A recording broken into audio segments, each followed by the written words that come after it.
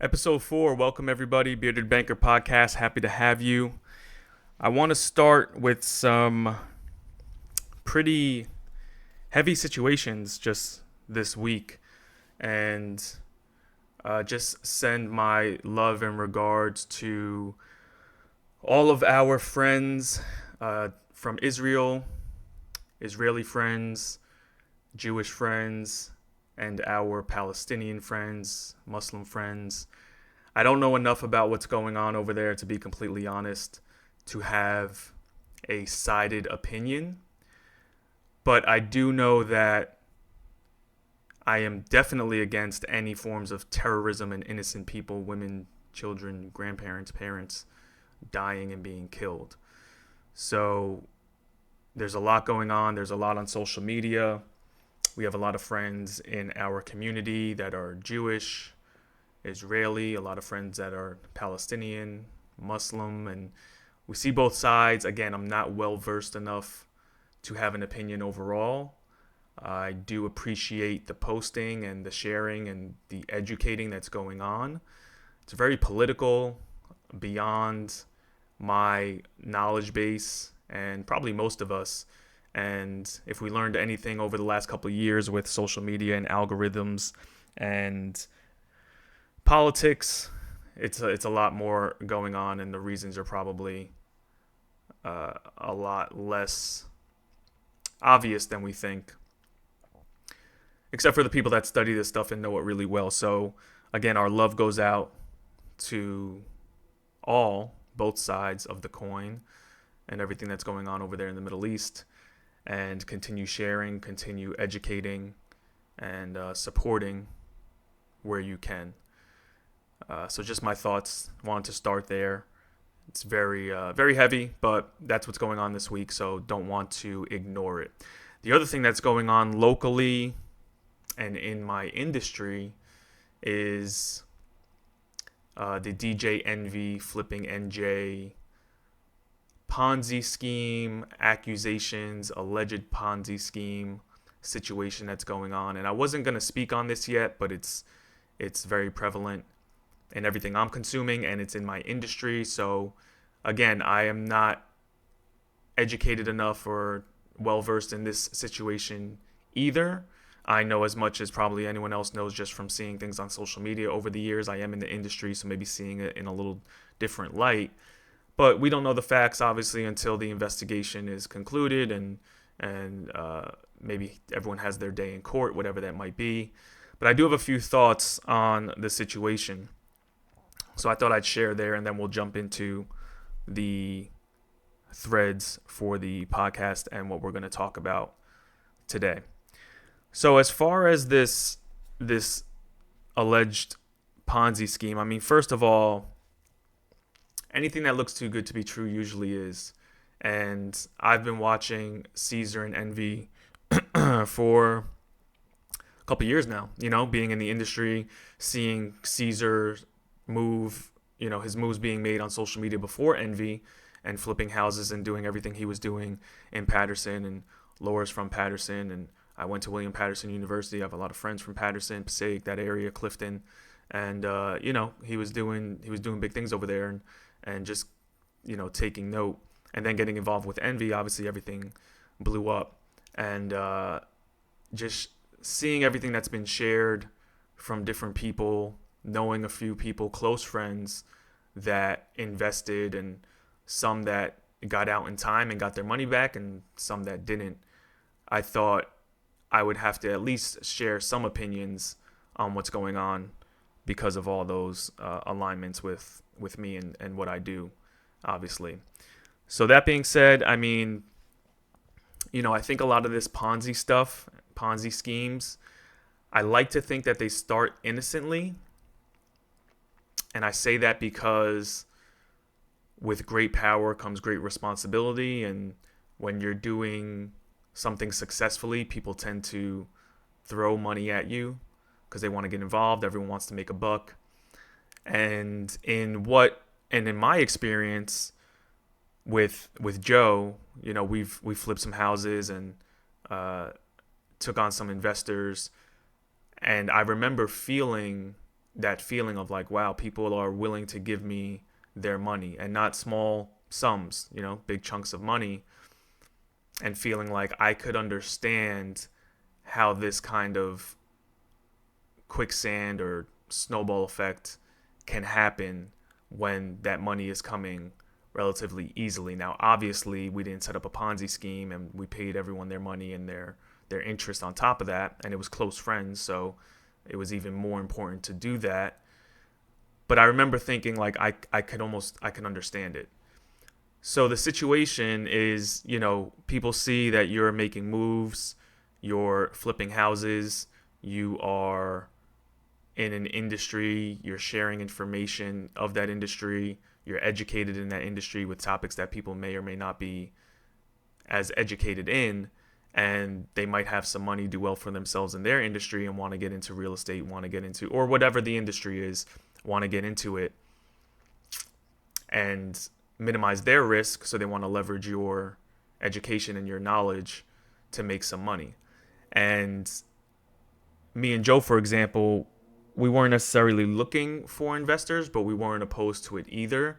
And I think a lot of this has to do with all the information that's being shared and kind of misinformation that's being shared on, using other people's money, use the bank's money. You don't have to spend your own money to become a real estate investor or to flip houses or to hold property or to wholesale or, all these things that are these hacks to get out of using your own money. And I think it's very risky and it's misinformation. Yes, it's possible, but you need some skin in the game too, and you need to have your own money in it. One, so that you learn how to do things the right way, because if it's your own money, you're going to watch it like a hawk. You're going to make sure things go to plan, and then maybe you can start taking on investor money. But two, once you have investor money come in, it's not your money anymore. And for some people, that'll be more motivation, because they're like, well, if it was my money, that's one thing. But this is my best friend's money. This is my mom's money. This is my dad's money. This is my grandfather's money. This is their life savings. And I need to make sure that I get this back to them with interest on time, and it pushes them even further. But for other people, if it's not their money, it's just a little less important. And then that's how things get sloppy. So I tell that story because me and Joe flipped our first house, might have broke even on it, made a little bit of money, but we learned a lot. And then after that, we did a couple more deals, and people that we were in conversations with, friends of mine, friends of his, that were like, hey, I see what you guys are doing. Like, I'm sitting on $25,000, $50,000, even more than that.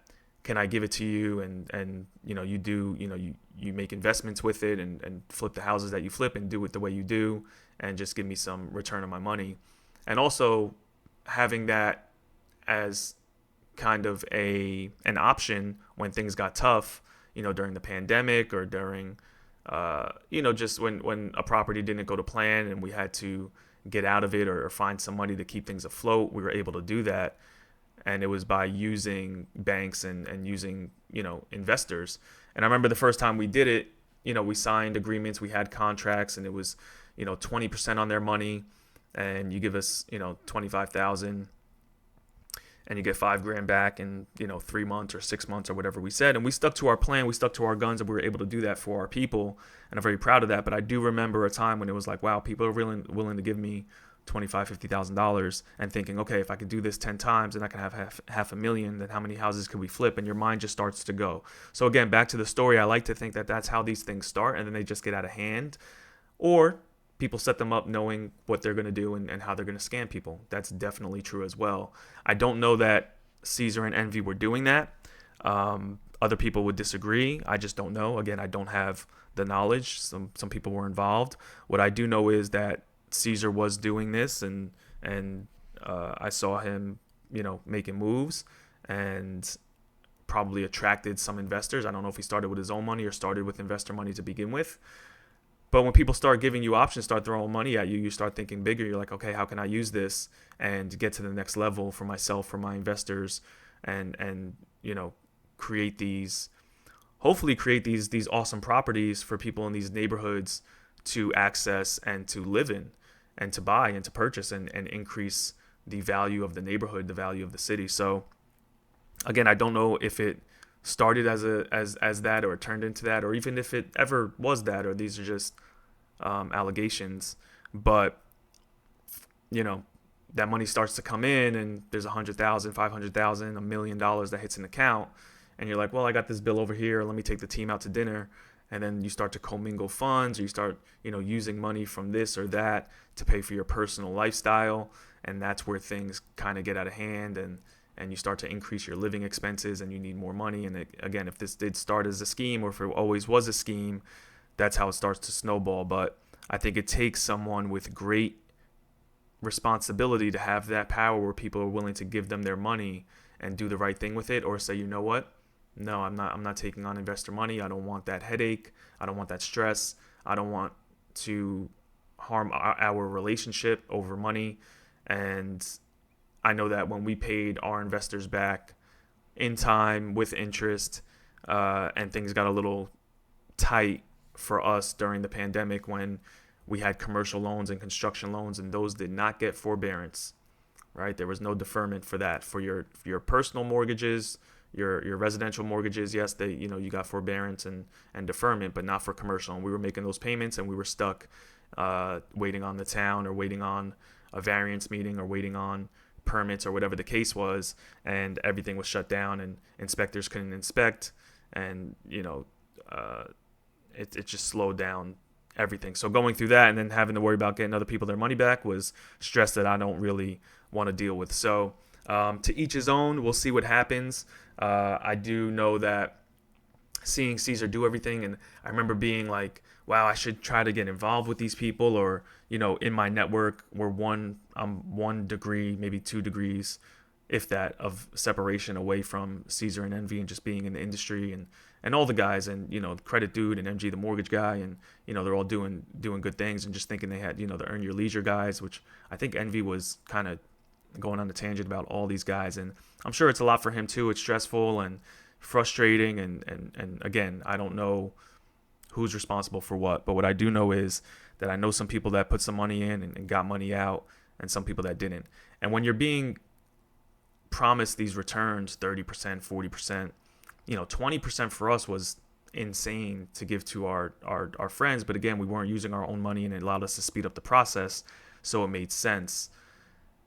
But 30%, 40% on an investment, when it sounds too good to be true, something's up. And even if it was 15 or 20, that's something to definitely keep an eye on, and make sure you just double and triple check. And a lot of times with this stuff, how it works is relationships and taking someone's word for it, right? So you trust somebody, they tell you, yeah, it's a good thing. I put my money in, I got my money out, they gave me this percentage, it's legit. And you go in, and people lose a lot of money. So we'll see what happens with that. What happens with the allegations, the investigations, and who's actually responsible. And hopefully the victims of this can get their money back, and I hope you all do. And I hope the guys that are involved or were involved with it and have their own businesses, keep plugging away, and it doesn't tarnish their reputation at all, or too much, or they're able to feed their family and be okay from this. So just wanted to share some thoughts on that, again, because it's local to me, it's my industry. I'm 1 degree of separation away from these guys, or I know some of them personally, and I just wanted to touch base on that. So let's go through some conversation points for this week. Starting with an update on unemployment. Jobless claims hit their consensus this week at 209,000. Prior week was 207,000, and then before that was 204,000. So this week, unemployment reports, jobless claims, which is basically the level of unemployment, hit the consensus at 209,000. So that means the powers that be believed they were going to come in at 209,000, and they did, right on the money. So that's a good sign, because it means that the people that are predicting this stuff and looking to see, based on prior reports, where things might end up, that they're hitting their numbers. So that's a good sign to see. The prior weeks were 207 and 204, and they were actually under what the powers that be thought they would be at. So when they're under, it's like, wow, the job market might be a little bit stronger. When they hit the number, it's like, okay, we're on the right path. This is what we thought was going to happen. This was the consensus. This is what we expected. And it hit that number. Now, the more interesting fact about this is that they're going up, right? Unemployment claims, jobless claims are going up. 3 weeks ago, they were 204. Last week, they were 207. Now they're 209. So you see the increase every week. And what does that say for the economy, right? It says more people are submitting claims for unemployment benefits. So consumer confidence, which is another report I saw, consumer confidence is starting to wane. There was a report on CNBC from Jamie Dimon, or a report with Jamie Dimon, who is, I believe, the CEO of JP Morgan Chase. Let's look him up real quick. I don't want to. Yeah, CEO of Chase. So him and some other CEOs, Bank of America, Wells Fargo, noted that consumer savings accounts, liquid savings accounts, were depleting. And there's another report that measures consumer confidence, which is basically how the consumer feels about the economy and the market, was starting to wane or weaken, which means that people are probably a little bit more scared.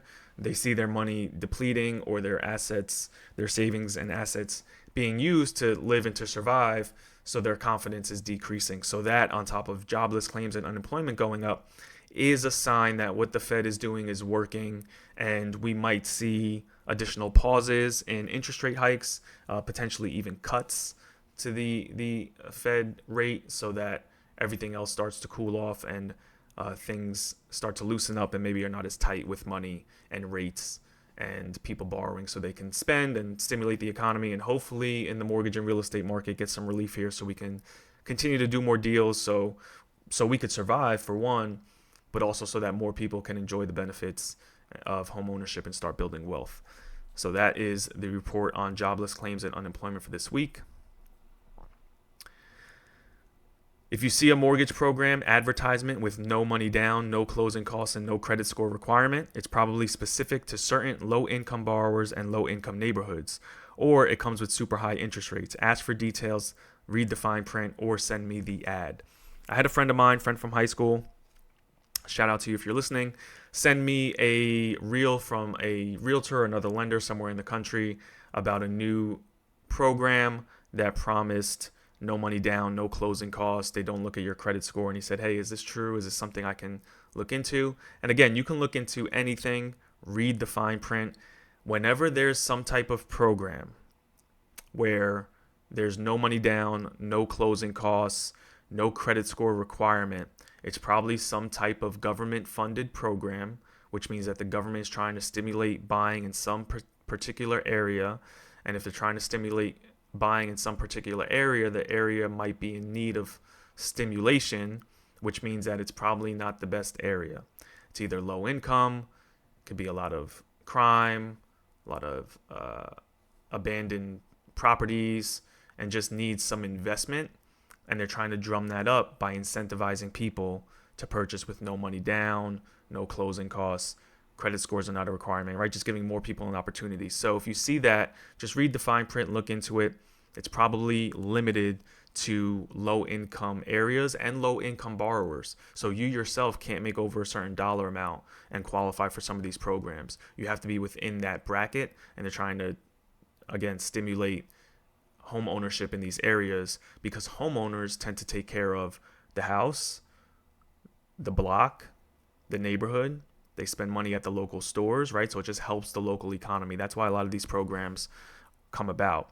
Now, if it's not any of that, and it still looks too good to be true, it probably comes with super high interest rates, or there's some other factor in there, points or fees or terms with the loan, that it's an adjustable rate loan, or there's a huge prepayment penalty, meaning you can't pay off the loan as fast as you want. Maybe you can't refinance the loan as fast as you want, because if you do pay it off, there's going to be some type of penalty. So again, the theme for this week might be, if it looks too good to be true, it probably is, with just the prior story with those allegations and something like this. So check it out, and you could always send it to me. I don't know every program that's out there. Every bank has their own programs. Every wholesale mortgage lender rolls out programs to all the brokers and correspondent lenders in the industry, and there's thousands of programs. So I don't know them all, but a lot of them are the same programs marketed differently. I had another client send me an ad that their father received about a program from their servicer, their mortgage servicer, so the people that they make their payments to, and they had another name for it, and basically they were selling home equity loans, right? So a second mortgage on top of your first mortgage. They marketed it as tapping into the equity in your home without having to touch your first mortgage and your first mortgage rate, right? Which obviously sounds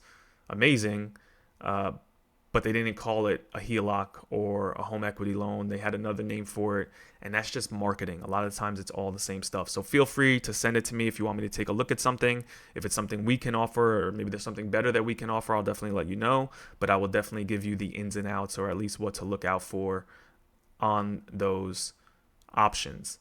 Now, I also always encourage you reaching out to them and just getting some more information, not having credit run or giving them any detail or updated documents, just getting more information on the program. And you can definitely share that with me and I'll go through it with you. Home ownership scorecard. 1. Are all 3 of your credit scores being tracked currently? 2. Is your income steady and predictable? 3. Do you have a separate liquid savings account that you contribute to consistently? If all 3 are true, you're probably more prepared to buy a home than you think. So I put this up because I had a situation, or this is very common, where people reach out or they have questions about purchasing a home and if they're in a good situation. And a lot of times they're in better shape than they think. So I wanted to give some type of scorecard. There's actually a service that does scorecards where I can make like a questionnaire and it'll give you a grade on where you're at in the home buying qualification spectrum, if you're in good shape or you need a little bit more work. I'm thinking of putting something like that together. Let me know if you think that's smart or it's something you would benefit from. But these are the 3 things that, if these things are true, you're probably in better shape than you think. So 1, are all 3 of your credit scores being tracked currently? Do you have apps? Do you have systems? Do you have things that you check in to know that your apps with all 3 credit bureaus, to know that your scores with all 3 credit bureaus are at a certain level? Are you tracking them? If so, then that's a good sign. And it could be a combination of things. I don't suggest just one. I always suggest having a few. So maybe you get a credit score from your credit card statement. Maybe you get a score from Credit Karma. Maybe you download other apps. One I like is called My FICO. It does come with a fee, but it gives you all 3 bureaus, and it gives you all 3 bureaus broken down by different types of creditors. So you have different scores for your mortgage shopping, different scores for auto loans, different scores for credit cards, different scores for personal loans. That's just the way credit scores work. If you have questions about that, you can reach out to me. We can go over that in more detail, or maybe on one of these podcasts, I'll go through it in more detail. But you have different scores for different things, and that app breaks it all down and will let you know where you're at likely for different types of credit pulls. So that's 1. 2, is your income steady and predictable? If your income is steady, whether you're self-employed or W-2 employee, if it's steady and predictable, you're in pretty good shape, right? If you have a salary and it's been the same or increased, you've gotten raises over the years, every year, it's predictable, it's steady, you've been there for more than 2 years, between 2 and 5 years, or even 10 years or 20 years, then you're good. It's predictable because you know where it's going to be. Then that's solid. If you're self-employed and your income is always increasing or steady, and you filed your taxes and net income is relatively the same every year or going up, and it's more than 2 years, you're in good shape. And then lastly, do you have a separate liquid savings account that you contribute to consistently? So that's one thing on the scorecard that lets me know, or lets you know, that you are in a routine, you're managing your finances properly, because you're able to consistently throw this money into the savings account, whether it's weekly, bi-weekly when you get paid, or every month there's a transfer that happens, right? You're just consistently throwing this money into this account. That's a really, really good sign, and lets me know that you're probably in really good shape, if all these 3 things are true, to get pre-approved for a mortgage. Now, what you get pre-approved for, or how much you get pre-approved for, is a different story, because that's based on just math. How much money you make, what your debts are, and how much we can throw a mortgage into that, or how much of a mortgage payment we could throw into that to determine what you'll actually qualify for. That's based on math. So, actually qualifying based on these three things, yeah, that sounds good. The number you qualify for, and if you can actually find a house where you're looking for that number, different story. Maybe you have to add a cosigner. Maybe you have to change the location that you're looking in based on the numbers that we're giving you, right? A lot of times people in our initial consultation or our initial conversation will say, well, I'm looking into a single family, but also two families, townhouses. I was also considering just buying something as an investment, a state over, and they're kind of all over the place. The application, the numbers, the math will help narrow that search down or narrow those options down, because maybe not all of them are doable for you. Maybe there's only one or two that really make sense. So these three things, if they're true, you're in really good shape, probably better shape than you think. And if you want to get pre-approved, we can definitely start the process with our application, soft credit pull application too.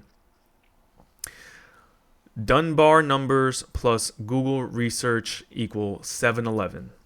7 hours of interaction before someone knows, likes, and trusts you. 11 touches with a product before they buy. I learned this in a YouTube video I was watching, Dunbar numbers. Dunbar is a person. He did a lot of research and determined that 7 hours of interaction has to happen before someone knows, likes, and trusts you. So we'll start there and then we'll go to the 11. So the point of that was, if it takes 7 hours, are you as a salesperson, or obviously we're always going to make things about business and sales and real estate and mortgage on my podcast. That's what I do. But this stuff relates to everything in life, relates to dating, relates to relationships, relates to networking, all of it. So if it takes 7 hours, if that's what the research has shown, and again, I did a little bit of fact checking on this, but even if it's 5, even if it's 9, somewhere in that range, whatever the hours amount it takes, let's say 7. If it takes that long, are you putting that time into your relationships, into your clients, into getting people to buy with you? So the good thing about social media and posting is that sometimes you could have 7 hours worth of content. I definitely do on my page and on my socials, where someone could feel like they know me without having ever met me. And that happens a lot on social media, right? If you have enough content out there, someone can know, like, and trust you that you actually never met, but because you're putting this stuff out there, they feel connected. And especially when we're listening to podcasts, we have our favorite content that we consume, our favorite interviewers, our favorite hosts, our favorite celebrities. We consume our favorite authors, right? We consume their content.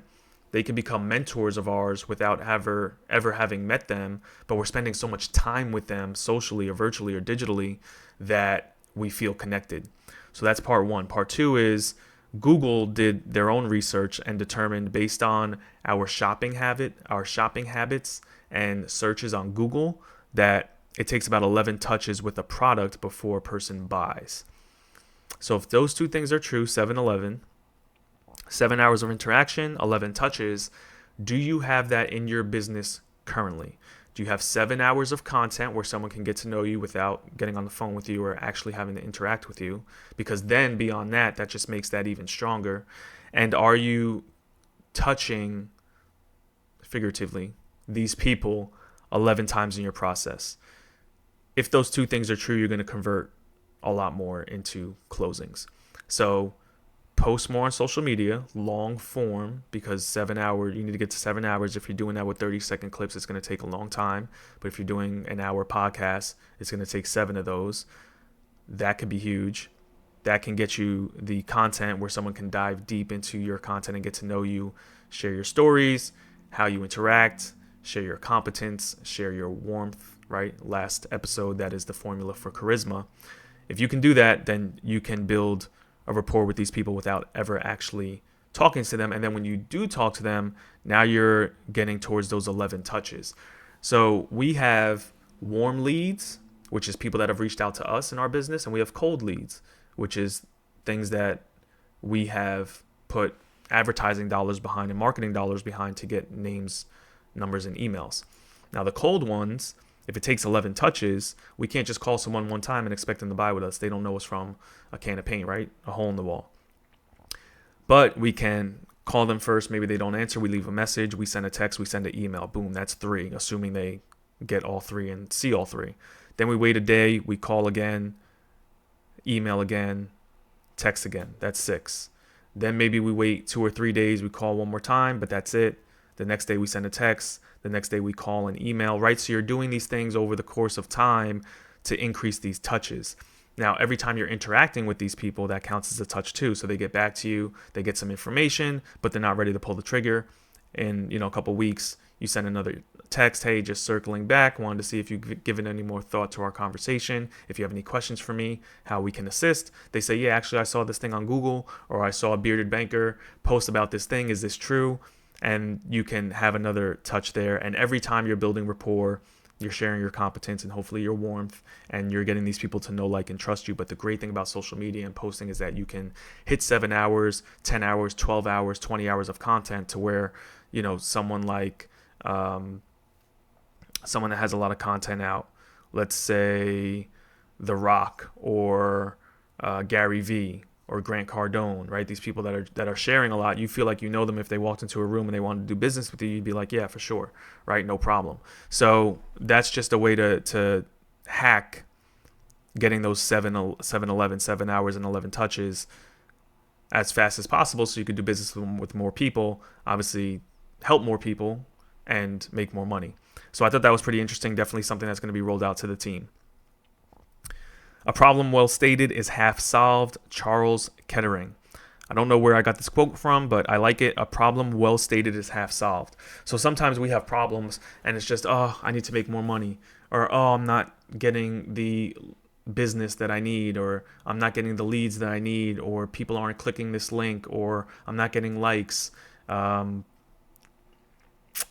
in debt. I need to get out of debt. It's these big blanket problems, but we're not stating them well enough. Where if you get really specific with the problem, like, I have this problem, I have these debts that I need to pay off, and I need to do it in this order, you're more than halfway there to it being solved. So maybe if you're dealing with an issue, deal with the problem and the way it's stated first, narrow it down, get into the details, get into the weeds, and you're halfway there, more than halfway there, because you already start to get some clarity on it and start to form a game plan. So that's a quote I really like. Officially looking for podcast guests. If you want to come on or know someone who would be a great guest, DM us. Right, so we are definitely going to start looking for guests. We want to get more people with interesting stories and perspectives involved in mortgage, money, and mindset, the Bearded Banker podcast. Get their stories, their takes on those topics, how they got to where they are. So if you think you're someone that has a story to tell, or something you want to share, or that it would be it'd be good synergy to jump on the podcast, let's do it. I'm going to have a process. We're going to send you emails with information. We want to make sure we get to know you a little bit beforehand. We're going to send emails with breakdowns of equipment that you should have and the way we should set it up, so that we make sure that these things run smoothly and there's no audio or video issues or anything like that. For as long as we do them virtually, the goal will be to do these in person, and maybe have a studio one day where people are coming in and we're doing them together. But we're going to start virtually, and I want to start getting some guests on, so putting that out there for you guys. Got a referral for a certain MLB player today to purchase a home for his mom. Fingers crossed, stay tuned. That's a huge relationship. I want to thank the guys, you know who you are, that gave me that contact. And hopefully we could do more business, because it has been a smooth process.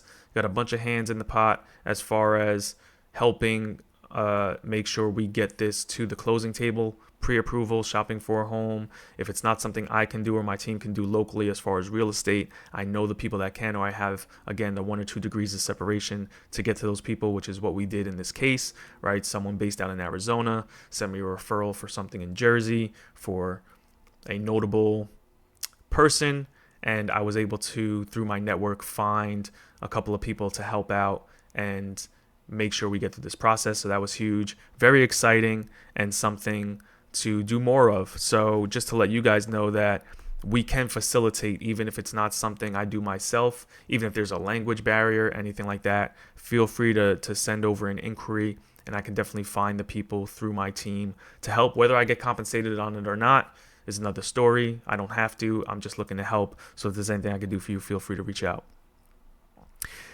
Here's some statistics. I didn't thread these yet because it's from today, but I'm going to. According to Amplify and Pod News, 44% of podcasts have less than 3 episodes. Only 720,000 podcasts have more than 10 episodes. Half of all podcasts have 14 or fewer episodes. We're on episode 4. 44% have less than 3, so we already beat that. Only 720K have more than 10, and half of all have 14 or fewer. So 14 is going to be the goal. I saw another stat one time that said 21. Like if you have 21 podcasts or more, you're in the top 10% of podcasts overall. I think we can get there. We're going to continue to. Very excited about that, and we're going to keep moving along. That's also motivation for you guys if you're thinking of starting something, especially a podcast. It doesn't take much to get into, the top 1%, 10%, 20%. You just have to be consistent. So do it. I definitely suggest doing it because of that reason, because of the 7-11 reason we went over, and getting some more long form content out there. Mortgage tip or term of the day. So we're going to talk a little bit about house hacking. And this is off the back of the changes Fannie Mae made with the 5% multifamily primary conventional program, 5% down. I had a friend, and this friend is in real estate, give me a scenario. So before I jump into that DM, I'm going to talk a little about house hacking in general. So what is house hacking? You might have seen this before. If you're looking to become a landlord and become an investor and own multiple units, the easiest, cheapest, out-of-pocket way to do it was starting with FHA loans. So before this change with Fannie Mae and the 5% down multifamily option, the house hacking routine was 4-3-2-1. What does that mean? It's talking about units in a property, where to start and where to end. 4-3-2-1. The 1 is at the end. The 1 is the single family home, possibly your dream home. That's not the first property you buy. And there's a reason for that. When you buy a single family home first, you put 3% down, 5% down, you get a conventional loan or an FHA loan, you move in, you live there. Now you want to buy an investment property, 2 family, 3 family, 4 family. Automatically off the bat, that's an investment property, and investment properties come with different terms. They come with higher down payment requirements, they come with higher interest rates, and they come with reserves. Reserves, we went over last week. You're going to have extra money. You're going to have extra money in the bank beyond down payment and closing costs, beyond the higher down payment and closing costs in order to get it done. So because of that, buying your single family first, if you want to be an investor and have multiple units, is not the best way to go. Now, if you don't want to do that and you just want to have your single family and, live with your family in your home and have one house and not worry about being a landlord, worry about tenants, worry about toilets leaking and, AC units going and replacing roofs and all the things that come with home ownership, that's fine too. Buy your single family, use a low down payment program, you're in good shape. But if you're looking to get to a portfolio of units and you want to do it the cheapest way out of pocket, and you're looking for what we consider single family investments, and single family is 1 to 4 units. Anything over 4 units, 5 or more, is considered commercial. So residential, single family, 1, 2, 3, 4 units. This is the way to do it. So you don't go single family and then multifamily. You go multifamily down to single family, and you go 4-3-2-1. So it's 1 to 4 units that are allowed to be residential. You want to acquire as many units as possible. Going from less units to more units automatically makes you an investor, right? If you have a single family you own and you want to buy a 2 family, you have to do it as an investment in most cases, because it just doesn't, common sense wise, underwriting wise, guideline wise, no one is going to leave their single family primary home that they live in to go live in a 2, 3, 4 unit property in most cases, because they're nice and comfortable and cushy in their single family. Why would someone go move into a unit of a 4 family, usually in more of a renter dominated neighborhood, which is usually more of a lower income neighborhood if there's more renters, and single family homes are usually typically in higher income neighborhoods, areas, or towns, and it's just not very likely that someone's going to leave their nice cushy single family and go into these multifamily properties. So the guidelines and underwriting and common sense is going to say, hey, you're an investor now, you have to play by investment guidelines. How we kind of get around that legally using the rules is going backwards. So instead of buying your single family first, you start with a 4 family, you move into 1 unit. You could do it with an FHA loan in the past, 3.5% down, and live there for a year. The rule of thumb is to live there for a year. right? To not run into any occupancy issues. You move in there, you live there, that is your primary residence.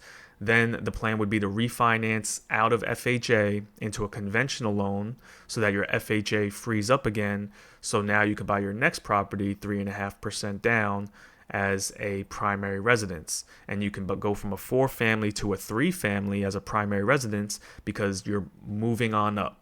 Right? Your situation is getting better. You're going from 4 units where you're sharing your home with 3 other families to 3 units where you're sharing your home with 2 other families. Now, there are some limits on if you can use rental income or not, how far the property is from the new property, especially with FHA, but it was doable. And that was the hack. FHA 4-family, refinance into conventional, your FHA frees up again. Now, FHA is not just for first-time home buyers. You can use FHA multiple times in your life. You just can never have 2 at one time because FHA is for primary residences only. And by definition, primary means 1. You can only ever have 1 primary residence at a time. Otherwise, it's not primary, right? So by definition, it means 1. So in order to use it, you have to refinance the other house out of it and free up your FHA. Now go use FHA on a 3-family, stay there for a year, refinance out of it, and then go get a 2-family FHA, and you're doing 3.5% every time. This was house hacking. You can find it on the internet.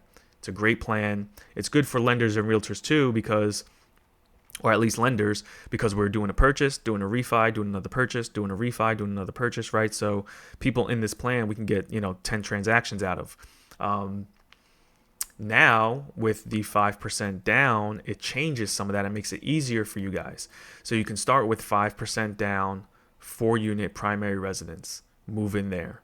Then you don't have to refinance out of conventional because you can have more than 1 conventional loan at any given time, but you still have to meet the occupancy guidelines. So you go from the 4-family, 5% down, move in, live there for a year. Then you find a 3-family, and now you're going from 4 to 3. So again, common sense. You're in a 4-family, which means you live in 1 unit, and you have 3 other families in that building with you, in their own units, but in the same building. Now you're going to a 3-family where you only have 2 other families in the same unit. Then you go to a 2-family, you have 1 other family in the same building. And then you go to your single family, but you're doing a 5% conventional every time. Next thing you know, you got 4 units in one house, 3 units in the other house, 2 units in the next house, and then you're 1 unit, and you have, 7, 9, 10 units that you own, 5% down every time, and you never broke any rules. You did it all legally. You did it over 4 or 5 years, and it's, the properties are cash flowing. This 5% down conventional program really makes that possible, and it's something that we need to look into if you don't own property now. Now, if you did buy, let's say, a 3-family FHA a year or 2 ago and you were waiting to do your refinance so you can use FHA again, now you don't have to worry about that. You have your 3-family FHA, you can start looking for a 2-family conventional 5% down and move into that as a primary residence because you're going from 3 to 2, right? Makes sense. Now, this person, shouts to you, this realtor buddy of mine, if you know who you are, not going to share your information. But I put up a post and he reached out to me and said, I have a question. Can I go for a 3-family conventional with 5% down? I have a 4-family under FHA. I have a 2-family purchase as an investment property with 25% down, so that's conventional, and 2 other multifamilies under an LLC, so those are investments. And I said, well, which one do you live in? He said, neither. They're all rented out. So I asked, when did you buy the FHA? He said March 2022, so it's been over a year. And then so on paper, technically, right, where you live is renting or living with family.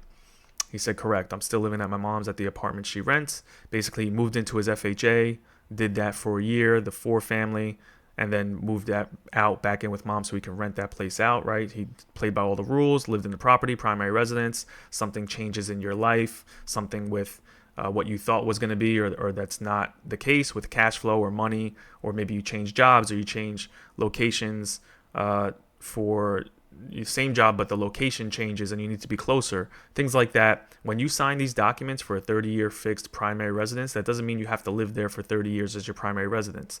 Things happen, life happens, things change. You can move out of that property, but what you can't do is sign that document and never move in, because now that's occupancy fraud and that's a fine and fraud and penalty and maybe jail time, and you can't move in for a month and then move out right away, and that was your plan the whole time. Because if they can determine, and again, this will be investigated, you're dealing with the federal government, they can determine that that was your plan the whole time, you'll run into some issues. Now, this is a realtor, very well versed, very successful, knows the rules, knows what he's doing, and he did everything right. He moved in, something changed with his circumstances, he moved back in with mom, maybe she needed his help, his assistance, maybe somebody gets sick, whatever the case is. And now he's not living in any of his properties. They're all investments. So technically he doesn't have to do anything with that FHA. And I told him, I said, then technically you can do 5% down conventional on anything from 1 to 4 units. He said, wait, I can get another 4 fam? I said, yep. And since you have history of being a landlord, you can use the rental income to qualify as well. So all the rental income. So that was really, he said, damn, bro, I'm hyped now. So that was really enlightening for him. And that's how this program kind of changes things. Obviously, we're going to comb through these things very efficiently, very detailed, fine-tooth comb to make sure we're dotting our I's and crossing our T's for our client. We don't want you running into any issues. If there's any sense of anything fishy or fraudulent, we're not going to do a deal. 1, because it's going to put you in a situation that you don't want to be in. And 2, our licenses are on the line as well, and we're just not going to do it. But if it makes sense and you did it the right way and we're following all the rules, then it's definitely something we could do. And this 5% down program could really change that. I'm actually considering looking into these programs as well and going back to a 4-3-2-1 strategy to acquire some units. No missed opportunities from last week that I could really define. Some things where, I say some things and I like to give a little bit more context, but I figure we can go over that if we need to, if you have questions or if you want to debate me in the comments, we can engage on it. So nothing really missed from last week. And we're going to wrap this podcast up as we usually do. The goal in life is to be mortgage free. Control your emotions, have integrity. If you want to use my likeness, I need equity. And if you're really trying to win, you need to bet with me. Till next week, talk soon.